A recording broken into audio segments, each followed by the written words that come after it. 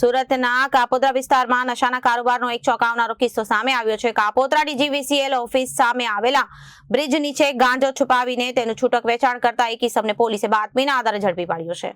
Diwali vacation દરમિયાન કાપોદ્રા પોલીસનો surveillance staff તે વિસ્તારમાં પેટ્રોલિંગ કરી રહ્યો હતો। તે સમયે બાતમી મળી હતી અને ડીજીવીસીએલ ઓફિસ સામે બ્રિજ નીચે એક વ્યક્તિ ગાંજાનું વેચાણ કરી રહ્યો છે। આ બાતમીના આધારે પોલીસે તાત્કાલિક સ્થળ પર પહોંચી દીપક ઉર્ફે સુકુ અનિલભાઈ સોનવડે પકડી પાડ્યો હતો અને પોલીસે બ્રિજ નીચે છુપાવેલી જગ્યાની તપાસ કરતા ત્યાંથી 9,000ની કિંમતનો 184 ગ્રામ ગાંજાનો જથ્થો મળી આવ્યો હતો।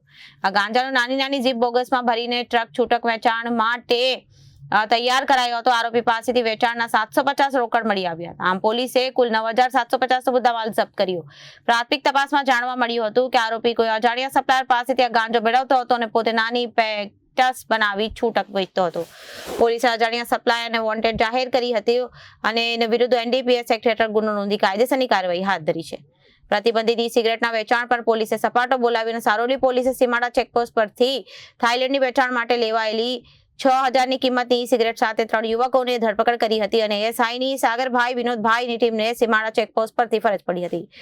તેમને ગુપ્ત બાતમી મળી હતી કે 3 વ્યક્તિઓ એન્થમ સર્કલથી ચેકપોસ્ટ તરફ પ્રતિબંધિત ઈ સિગરેટ લઈને આવી રહ્યા છે અને પોલીસે વોચ ગોઠવીને 3 યુવકોને કોર્ડન કરીને રોકી દીધા। તેમની પૂછપરછમાં તેઓ મનોજકુમાર જયંતિલાલ ગેવરિયા અને પ્રદીપભાઈ મગનભાઈ સેજલિયા ચિરાગભાઈ અશોકભાઈ કરકર હોવાનું બહાર આવ્યું હતું। પંચો રૂબરૂ તેમની અંગ ઝડપી લેતા ચારેયની બેગમાંથી અલગ અલગ ફ્લેવરવાળી પ્રતિબંધિત ઈ સિગરેટ મળી આવી હતી, જેની કુલ કિંમત આશરે 16,000 થાય છે અને પૂછપરછમાં 3 યુવકોને કબૂલ્યું હતું થાઈલેન્ડ ફરવા ગયેલા અને ત્યાંથી આ ઈ સિગરેટ ખરીદી લાવ્યા હતા, જેઓ તેઓ સુરતમાં વેચાણ કરવાના ઈરાદે હતા। પોલીસે આ યુવકો વિરુદ્ધ કાયદેસરની કાર્યવાહી હાથ ધરી હતી। Bureau report Janadesh.